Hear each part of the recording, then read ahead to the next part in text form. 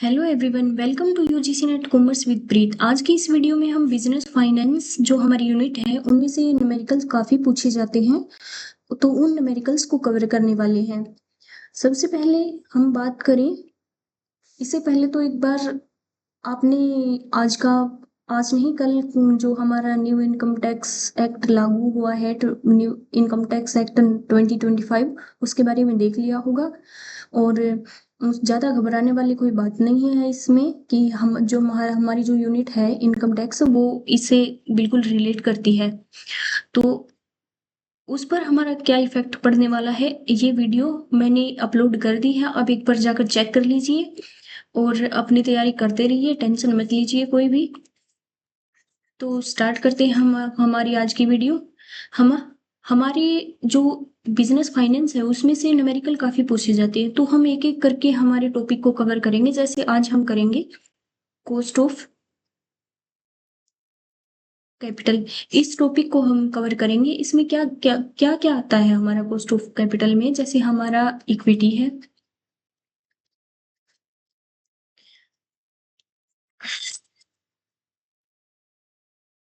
हमारा preference share capital है,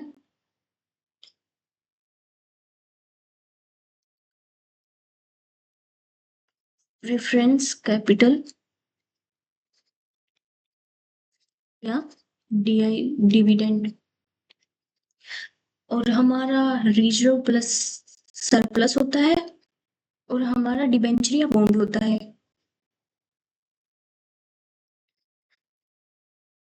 bonds, इनमें कॉस्ट क्या क्या होती है हमारे पास। इक्विटी की कॉस्ट क्या होती है हमारे पास, इक्विटी वाले को डिविडेंड देना पड़ता है, तो इक्विटी डिविडेंड होता है हमारा। ठीक है, जो प्रॉफिट और लॉस, दो कंडीशंस, दो सिचुएशन होती है हमारे बिजनेस की, या तो हम प्रॉफिट में होते हैं या हम लॉस में होते हैं। जब हमारे पास प्रॉफिट होता है तब हम ये इक्विटी डिविडेंड देते हैं ओनली, लॉस में ये नहीं दिया जाता। वही प्रेफरेंस कैपिटल है, उसमें भी हमें डिविडेंड देना पड़ता है। जो हमारे पास प्रॉफिट लॉस, इसमें भी दो कंडीशन होती है, प्रॉफिट में डिविडेंड देते हैं, लॉस में नहीं देते हम। और डिबेंचर है हमारा, डिबेंचर या बॉन्ड्स में क्या होता है, इंटरेस्ट होता है। यहाँ पर हमें डिविडेंड देना पड़ता है इक्विटी या प्रेफरेंस कैपिटल में, यहाँ पर इंटरेस्ट देना होता है। इंटरेस्ट प्रॉफिट है हो या फिर लॉस हो, दोनों में ही देना पड़ता है। अगर हमारे हमारे पास लॉस की सिचुएशन है तो भी हमें इंटरेस्ट देना पड़ेगा, और हमारे पास प्रॉफिट की सिचुएशन है तो भी हमें इंटरेस्ट देना पड़ता है। ये हमारा वेरिएबल कॉस्ट होती है हमारी। जो इक्विटी डिविडेंड की होती है वो हमारी वेरिएबल कॉस्ट होती है, और ये हमारी फिक्स्ड कॉस्ट होती है। मतलब प्रेफरेंस वालों को हमें देना ही देना पड़ता है डिविडेंड, फिक्स्ड कॉस्ट होती है, और ये भी हमारी फिक्स्ड कॉस्ट होती है। इसके साथ साथ जो हमारा इक्विटी वालों को हम डिविडेंड देते हैं, ये हमारी एक्सप्लिसिट कॉस्ट होती है। ये भी एक्सप्लिसिट होती है। ये हमारी इम्प्लिसिट कॉस्ट होती है, और ये भी हमारी एक्सप्लिसिट कॉस्ट होती है। एक्सप्लिसिट इम्प्लिसिट कॉस्ट हम आपने पढ़ ली होगी, आपको पता होगा। नेक्स्ट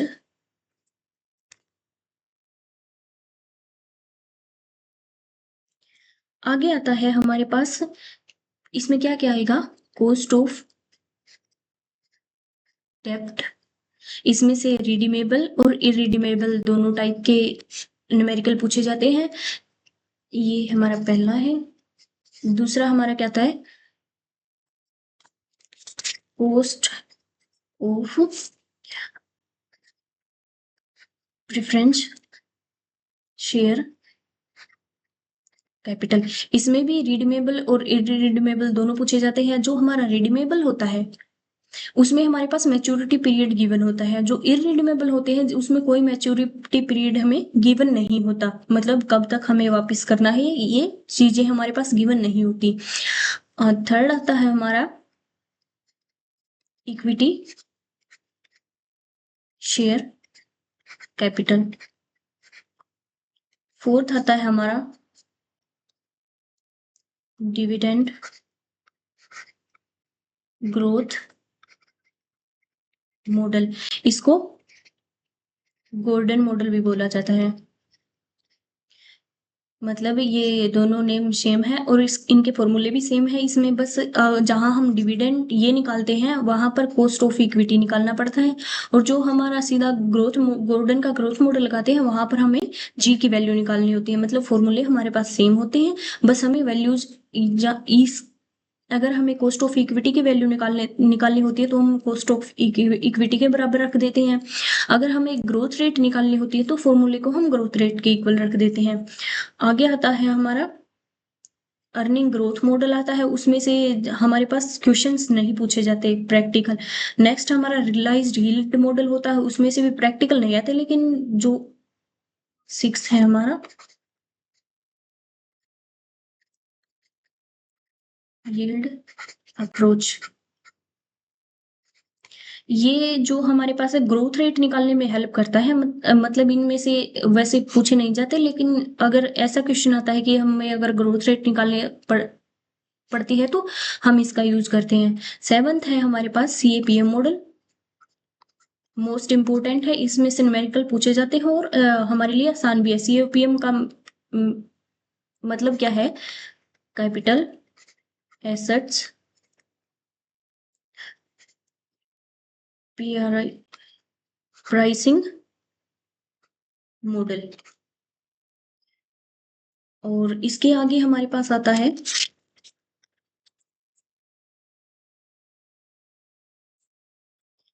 एक आता है हमारे पास वेटेड एवरेज कॉस्ट ऑफ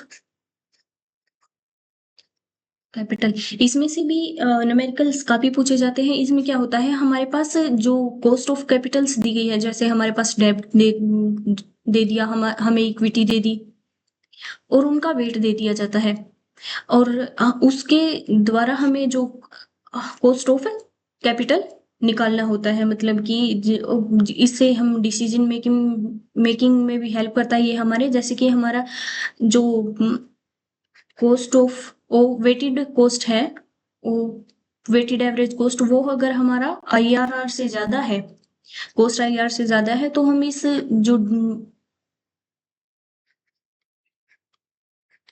जो हम डिसीजन लेने वाले हैं उसको रिजेक्ट करेंगे। हमारा ओवरऑल कॉस्ट कम है IR से, तो हम इसे इस डिसीजन को एक्सेप्ट कर लेंगे, ऐसा इसमें आता है। तो ये फॉर्मूल इन उम्मीद करती हूँ इतना आपको समझ में आया होगा। हम सीधे अब चलते हैं हमारे जो है न्यूमेरिकल्स है उनके ऊपर। ये न्यूमेरिकल्स PYQs ही हैं, ऐसे ही क्वेश्चन हमारे एग्जाम में पूछे जाते हैं। इसमें क्या दिया गया है, डेप्ट इशू किए हैं 1 लाख के, 10% है, ये क्या हो गया हमारा 10,000। कंपनीज टैक्स रेट है 50%, टैक्स रेट है हमारा 50%, यानी कि 0.50। Determine the cost of capital before tax और as well as after tax, दोनों निकालने हैं हमें। डेट किस पर इशू किए गए, हमारे प्रीमियम पर इशू किए गए हैं। ये हमें हमारे जो लैंग्वेज दी गई है क्वेश्चन की, उसको समझकर हमें पता करना होता है हमें कौन सा फॉर्मूला लगाना है। जैसे कॉस्ट ऑफ कैपिटल निकालना है, हमारे पास क्या क्या दिया गया है, हमारे पास टैक्स रेट दिया गया है और जो प्रीमियम पर इशू किया गया है ये दिया गया है, तो हम इससे NP निकाल सकते हैं। NP हम कैसे निकालते हैं, नेट प्रोसीड्स हमारा, हमारे पास जो भी डेब्ट दिए गए हैं उनकी फेस वैल्यू जो होगी, फेस वैल्यू में प्रीमियम या तो अगर प्रीमियम है तो उसको ऐड करेंगे, और ये या फिर डिस्काउंट दिया गया होता है हमें तो उसको लेस करेंगे। आगे हमारा ये क्या आता है, इशू प्राइस। मतलब डिबेंचर की जो फेस वैल्यू दी गई है उसमें अगर हम प्रीमियम दिया गया तो हम ऐड कर देंगे। जैसे हमारे पास प्रीमियम दिया गया तो इसे हम ऐड करेंगे, और हमें डिस्काउंट दिया गया होता है, मतलब ये डेब्ट जो हमारे इशू हुए डिस्काउंट पर इशू हुए किए गए होते हैं तो हम उसको डिस्काउंट को लेस कर देंगे। ये हमारा इशू प्राइस है। इसको या तो इशू प्राइस बोलते हैं या इसको मार्केट प्राइस भी बोलते हैं। ये आ गया, इसके बाद इसमें से फ्लोटेशन कॉस्ट हम माइनस करेंगे। फ्लोटेशन कॉस्ट माइनस करने पर हमारा क्या आएगा, नेट प्रोसीड्स आ जाएगा। मतलब डेब्ट जो की फेस वैल्यू है उसमें प्रीमियम पर है तो उसको ऐड कर देंगे, डिस्काउंट है तो उसको लेस कर देंगे, तो उससे हमारा इशू प्राइस आ जाएगा। और इशू प्राइस में अगर हम फ्लोटेशन कॉस्ट माइनस कर देते हैं तो हमारा एनपी आ जाएगा। आगे बात आती है कि हमारी फ्लोटेशन कॉस्ट क्या होती है। फ्लोटेशन कॉस्ट क्या होती है, अगर उसको मतलब इशू करने में हम जो भी खर्चा करते हैं, ब्रोकरेज का हो या कुछ भी ऐसा खर्चा करते हैं हम, तो वो हमारा फ्लोटेशन कॉस्ट कहलाता है। जैसे कि लीगल फीस देते हैं, एडमिनिस्ट्रेशन फीस देते हैं, या फिर हम कोई कमीशन देते हैं, ब्रोकरेज देते हैं या रजिस्ट्रेशन फीस देते हैं, वो हमारा फ्लोटेशन कॉस्ट होता है, उनको हम माइनस करते हैं। तो हम देख लेते हैं हमारा क्वेश्चन क्या है। हमारा फॉर्मूला देखते हैं पहले, क्या बनेगा, इंटरेस्ट बाय एनपी इंटू 100। ये हमारा बिफोर टैक्स का है। और ये इसी प्रकार हमारा आफ्टर टैक्स का बनेगा, interest 1 minus T tax rate है ये, बाय एनपी इंटू 100। ये हमारे दोनों फॉर्मूले बन गए। इसको सोल्व करेंगे। देखिए इंटरेस्ट हमारा कितना है, 10,000 हमने निकाला था यहाँ पर, ये रहा 10,000 है। बाय एनपी हमारा कितना, एनपी निकालना है हमें,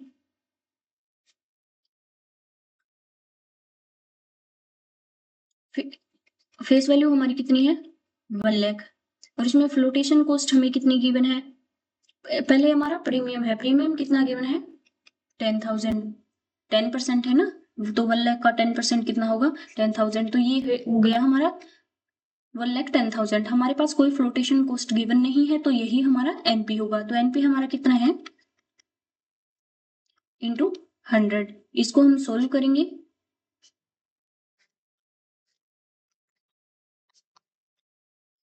ये सोल्व करने पर हमारा कितना आएगा, 9.09%।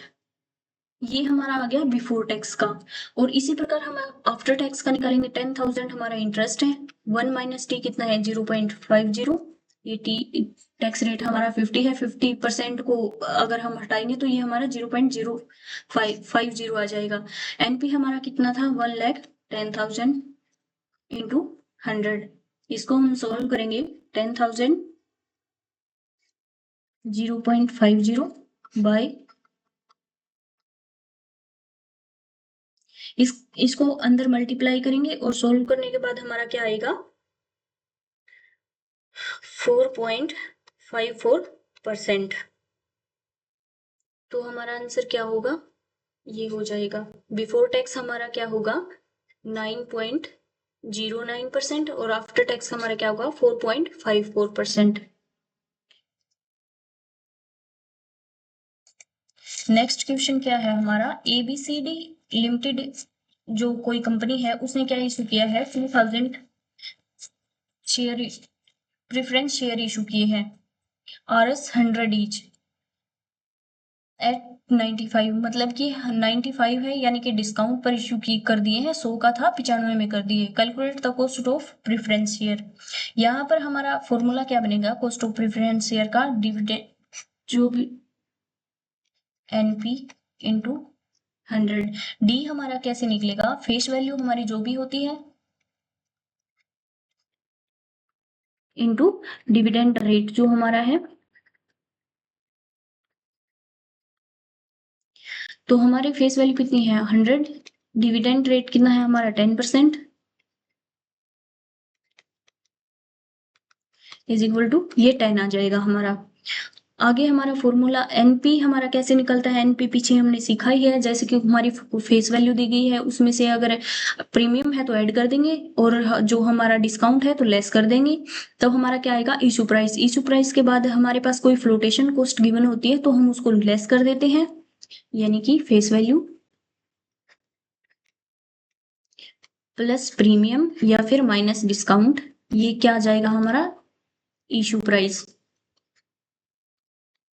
इसमें से फ्लोटेशन कॉस्ट माइनस करेंगे तो क्या आ जाएगा हमारा, नेट प्रोसीड्स आ जाएगा। तो हम इसका एनपी निकालते हैं, कैसे निकलेगा, एनपी हमें फेस वैल्यू हमारी इतनी थी, और वैसे तो एनपी इसमें सीधा ये गिवन ही है कि किस पर किया गया है इशू, इशू प्राइस हमारा गिवन ही है, और आगे फ्लोटेशन कॉस्ट नहीं दी गई है तो ये इशू प्राइस जो है हमारा वही एनपी होगा। अगर हमें फ्लोटेशन कॉस्ट ना गिवन हो और इशू प्राइस दिया गया हो तो वही हमारा एनपी होगा। अगर इस तरीके से इसको निकालें तो भी हमारा क्या निकलेगा, हमारी जो फेस वैल्यू कितनी है 100 रुपीज है और 95 पर हमने इशू किया, तो यानी कि 5 रुपये का हमने डिस्काउंट किया है, 100 में से 5 माइनस करेंगे तो वही हमारा 95 आ जाएगा। तो हमारे पास डी निकल गया है 1095 इंटू 100, ये हमारा फॉर्मूला बन गया। इसको हम सोल्व करेंगे तो हमारा क्या आएगा 10.53%। नेक्स्ट है हमारा Dell limited has RS 100 preference share है redeemable at a premium of 10%। देखिए इसमें हमें मैच्योरिटी पीरियड गिवन है, तो यानी कि हमारा फॉर्मूला अलग लगेगा है, तो कैलकुलेट तो हमें कॉस्ट ऑफ प्रेफरेंस शेयर ही करना है। तो प्रेफरेंस शेयर को की कॉस्ट को कैलकुलेट करने के लिए हमारे पास फॉर्मूला क्या होता है,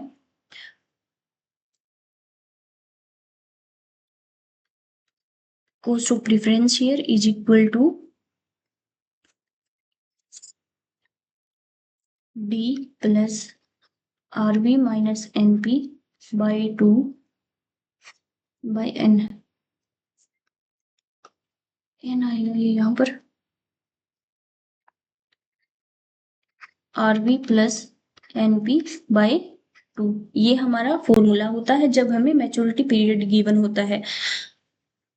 आगे देखते हैं हमारा डिविडेंड कैसे निकलेगा, 100 है और हमारा कूपन रेट कितना है 12%, तो 100 इंटू 12% इज इक्वल टू 12, ये हमारा डी निकल गया। आगे क्या निकालना है हमें आरबी क्या होता है, रिडम्पशन वैल्यू होती है हमारी, और एनपी हम जैसे निकालते हैं वैसे ही निकालते हैं, और जो एन होता है हमारा ये मैच्योरिटी पीरियड होता है, जितना मतलब दिया गया होता है हमें मैच्योरिटी पीरियड वो होता है। आरबी कितना है, आरबी कैसे निकालते हैं हम, 100 है प्लस 10% प्लस इंटू 100, यानी कि हमारी फेस वैल्यू कितनी है उसमें कूपन रेट को हम ऐड कर देंगे। कूपन रेट हमारा 10% है और ये हमारा इसको परसेंट को कन्वर्ट करने के लिए लिया गया है, तो 100 प्लस 10, जैसे 10% है तो 100 से मल्टीप्लाई करेंगे पर ये हमारा कट जाएगा, तो ये 1110 आ गया हमारा। आगे क्या है, एनपी हमारा कितना है, एनपी हमें निकालना है। सेल प्राइस हमारे पास कितना दिया गया है 95 दिया गया। हमारे पास कोई फ्लोटेशन कॉस्ट है, फ्लोटेशन कॉस्ट हमारी 5 है, तो 95 में से फ्लोटेशन कॉस्ट माइनस करेंगे तो ये हमारा 90 आ जाएगा। आगे मैच्योरिटी पीरियड हमारा कितना दिया गया 15 दिया गया, तो इस फॉर्मूले में पुट करेंगे एपीजी इक्वल टू डी कितना निकला है हमारा 12 प्लस आरबी कितना है हमारा 1110, एनपी कितना है 90 बाय आरबी कितना है 1110 प्लस 90 बाई 2, इसके डिवाइड में 15 आएगा, एन आएगा ना हमारा, तो ये आ गया। आगे क्या है हमारा, जैसे 12 ये हो गया, इसको हम लेस करेंगे क्या आएगा हमारा 20/15 डिवाइडेड बाय 1, 200 हो गया ये, इसको ऐड करेंगे बाय 2। आगे इसको सोल्व करेंगे, इसको एलसीएम लेकर सोल्व करेंगे तो क्या आएगा हमारा 15/180, इसको मल्टीप्लाई करेंगे 180 होगा प्लस 20,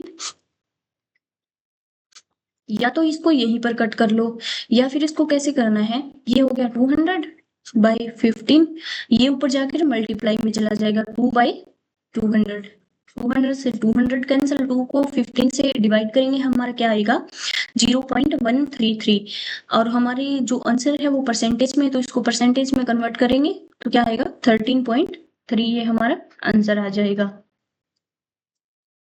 13.3%, ये आंसर आ जाएगा हमारा। नेक्स्ट क्या है हमारे पास, एक कंपनी का स्टॉक सेल्स फॉर 63 में सेल किया, एनुअल डिविडेंड क्या है 3 है, पर शेयर 5% एनुअली इंक्रीज करने की डिमांड करते हैं, मतलब कि जो नेक्स्ट ईयर में हमारा इंक्रीमेंट होगा वो 5% होगा। कॉस्ट ऑफ इक्विटी निकालना है हमें, तो जब जहां पर भी हमें जैसे आगे कितनी ग्रोथ होगी ये दिया गया होता है तो हम गॉर्डन का फॉर्मूला लगाते हैं। गॉर्डन का फॉर्मूला हमारा कौन सा है, d1 by P naught plus G. ये वही फॉर्मूला है जहां हमें अगर ग्रोथ रेट निकालनी होती है तो हम जी यहाँ पर ले आते हैं, और हमें जो कोस्ट ये निकालना होता है तो हम इसके सामने पुट कर देते हैं। तो हमारे पास क्या क्या गिवन है यहाँ पर, d1 हमारा क्या, पी नोट हमारा क्या है 63, जो अभी देखिए जो P1 तो आगे एक्सपेक्टेड टाइम में जो होगा उससे डिनोट करते हैं, और P नोट यानी कि P0 या इसको P नोट बोलते हैं, वो जो अभी करंट में चल रहा है उसको डिनोट करते हैं इससे। P नोट हमारा ये है, D नोट हमारा कितना है 3, अभी कंपनी एनुअल पे कर रही है ना अभी, ये हमारा डी नोट है। तो एक्सपेक्टेड ईयर्स में क्या निकालते हैं हम, D1 फॉर्मूले में हमें D1 चाहिए, तो D1 हम कैसे निकालते हैं, D naught into 1 plus G. इस ऐसे हमारा D1 निकलता है। D1 निकालने के लिए हमारा डी नोट कितना है 3 इंटू 1 प्लस जी हमारा कितना है 5%, यानी कि 0.05। इसको परसेंट से हटाएंगे तो 0.05 आ जाएगा। ये हमारा क्या होगा 3 इंटू 1.05। इसको मल्टीप्लाई करने पर क्या आएगा 3.15 आएगा। अब हमारा फॉर्मूला क्या है, हमें cost of equity is equal to D1 by P naught plus G. इसको सिंप्लीफाई कर लेते हैं। इस जी को पहले इसकी साइड लेकर जाएंगे, K minus G is equal to D1 by P naught. अब इसको क्रॉस मल्टीप्लाई करेंगे, पी नोट यहाँ जाएगा, D1 बाय के ई माइनस जी। इस फॉर्मूले में हम अगर पुट करेंगे, ये हमारा कॉस्ट ऑफ इक्विटी का फॉर्मूला जो है वो निकल गया। D1 हमारे पास कितना है 63 बाय के ई माइनस जी। के ई हमारे पास कितना है, नहीं ये कन्वर्ट करने की जरूरत नहीं है हमें,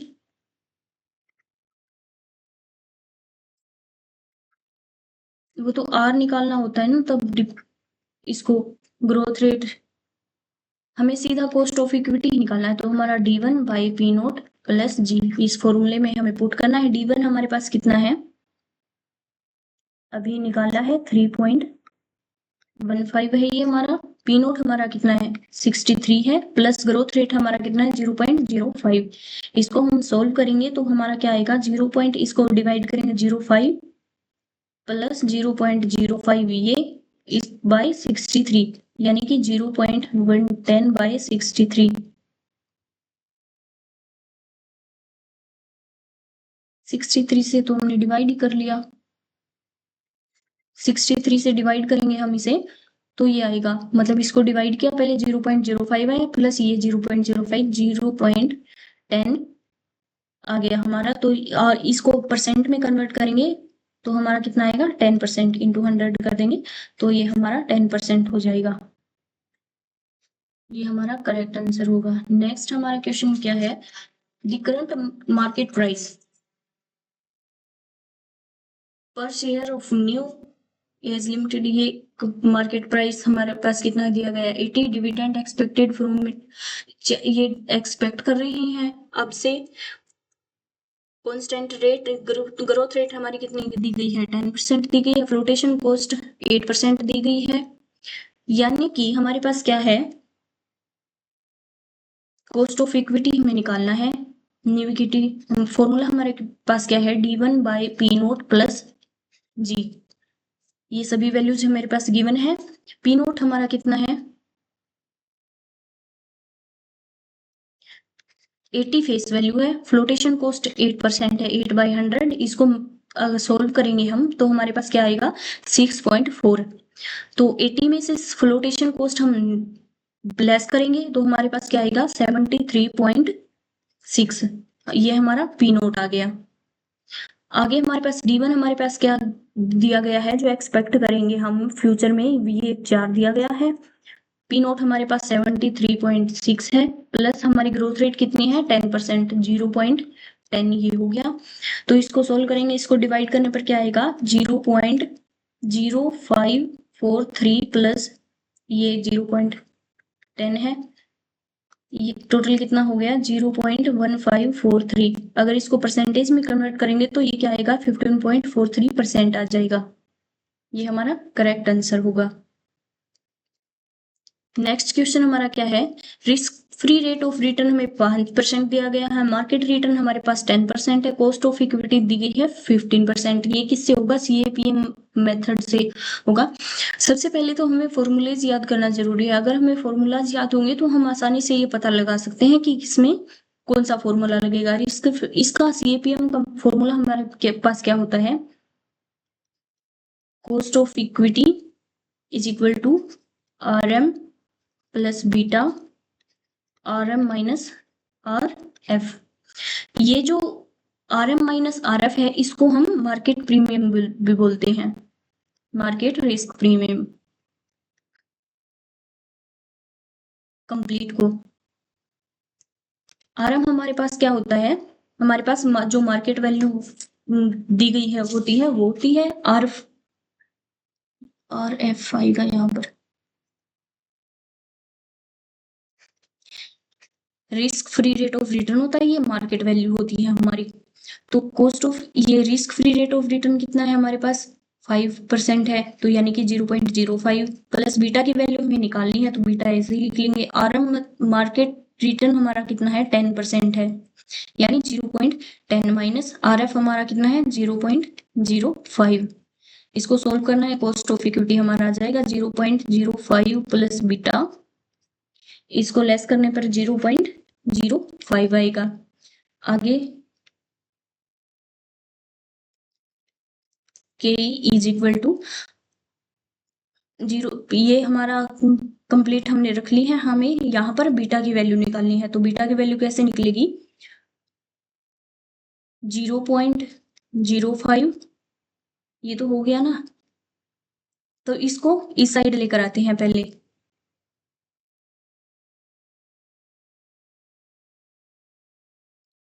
कॉस्ट ऑफ इक्विटी हमें गिवन है, ये रहा, बीटा की वैल्यू निकालनी है।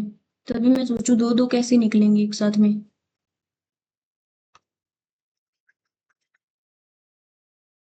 कॉस्ट ऑफ इक्विटी हमारी 15% है, यानी कि 0.15 इसको इस साइड लेकर आएंगे तो ये माइनस में आ जाएगा,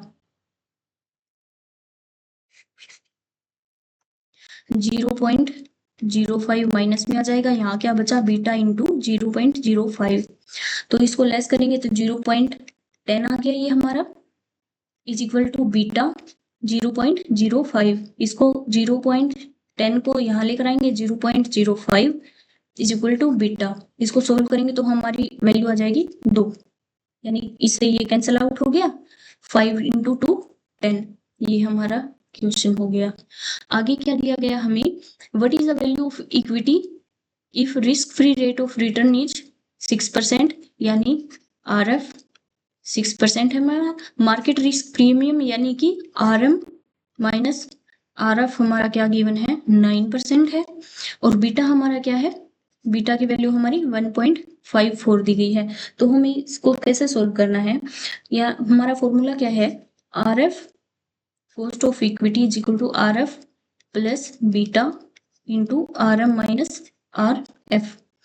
ये हमारा क्या निकलेगा, आर एफ हमारा कितना है 6%, यानी 0.06 प्लस बीटा हमारा कितना है 1.54 इंटू 0.09%, तो 0.06 प्लस इसको मल्टीप्लाई करने पर हमारा क्या आएगा 0.1386, ये आ जाएगा हमारा। इसमें इसको इन दोनों को प्लस करेंगे तो हमारे पास क्या आएगा 0.1986, ये आ जाएगा हमारा। प्लस करने पर और इसको परसेंट में कन्वर्ट करने के लिए इंटू 100, तो हमारा क्या आएगा 19.86, ये हमारा आंसर आ जाएगा।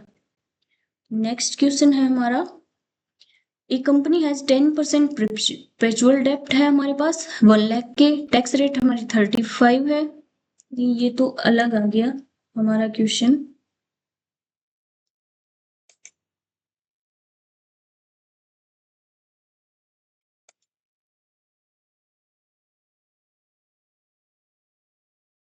ये कर लेते हैं, हमारा कॉस्ट ऑफ कैपिटल है जो वो कवर हो जाएगा।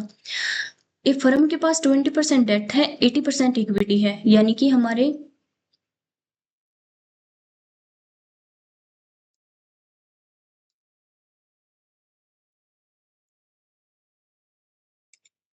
ये क्वेश्चन हमारा इसी का है।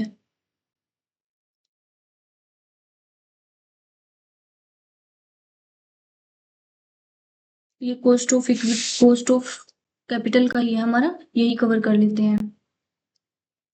हमारे पास क्या गिवन है, कंपनी के पास 10% परपेचुअल डेब्ट है जो 1 लाख के है। हमें क्या निकालना है, after tax cost of capital निकालनी है, प्रीमियम पर इशू किए गए हैं। तो यानी कॉस्ट ऑफ डेट का हमारा फॉर्मूला क्या होता है, इंटरेस्ट इंटू 1 माइनस टी को आफ्टर टैक्स का निकालना है बाय एनपी।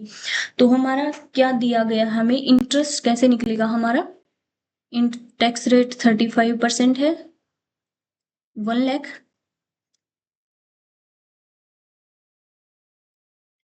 इंटू 10%, ये हमारा कितना आएगा 10,000। 10,000 और ये निकल गया हमारा जो इंटरेस्ट है वो। और वही हम एनपी कैसे निकालेंगे, हमारे पास 1 लाख ये फेस वैल्यू गिवन है, इसमें ये 10,000 ऐड कर देंगे, 1 lakh plus 10,000 NP is equal to 1,10,000। ये हमारा एनपी निकल गया। और हमें क्या निकालना है, अब फॉर्मूले में पुट करेंगे, cost of debt is equal to 10,000 into 1 minus 0.35, ये हमारी टैक्स रेट गिवन है, बाय एनपी हमारे पास कितना गिवन है 1,10,000। 10,000 इंटू 0.65, इसको माइनस करेंगे तो 0.65 आएगा बाय 1,10,000। इसको जब हम सोल्व करेंगे तो क्या आएगा हमारा 65 बाय 0 से 0 कट किया, तो इसको सोल्व करने, इसको कट करने पर हमारा क्या आएगा 0.0590। और इसको जब परसेंटेज में कन्वर्ट करेंगे तो हमारा क्या आएगा, यानी कि हमारा क्या है 0.0590 है, इनको 100 में कन्वर्ट करेंगे, 100 से मल्टीप्लाई करेंगे तो हमारा इसमें कन्वर्ट हो जाएगा, तो ये क्या आएगा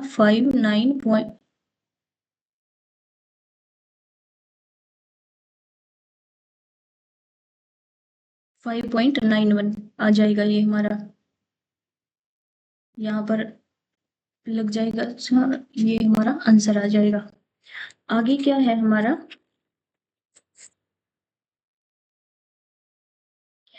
current market price of A company share is, current price हमारा 90 दिया गया है, एक्सपेक्टेड डिविडेंड नेक्स्ट ईयर है 4 यानी कि हमारा P1 D1 है, ये dividend is expected to grow at a constant, ये हमारी ग्रोथ रेट दी गई है। हमें क्या निकालना है, हमारे पास फॉर्मूला क्या होता है, cost of equity is equal to D1 by P naught plus G, यानी जहां पर भी हमारे पास ग्रोथ रेट की बात की जाएगी तो हम किसका फॉर्मूला, गोल्डन का फॉर्मूला लगाएंगे, जो ग्रोथ रेट वाला है वो, मतलब कि ये जहां पर भी ग्रोथ रेट हो वहां पर। तो हमारे पास पी नोट क्या दिया गया है 90 दिया गया है, D1 हमारा कितना है 4.50 है। पी नोट हम कैसे निकालेंगे, पी नोट हमें 90 दिया गया है,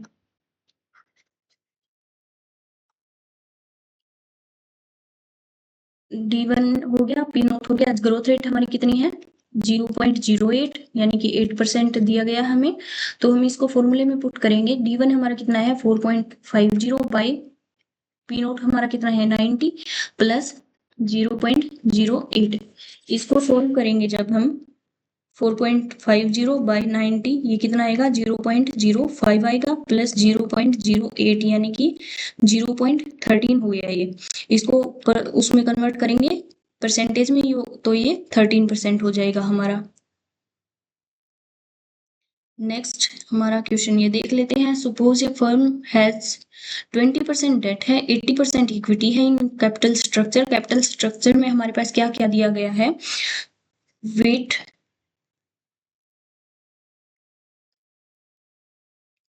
दिया गया है वेट ऑफ डेप्थ 20% है, यानी कि हमारे पास क्या है 0.20।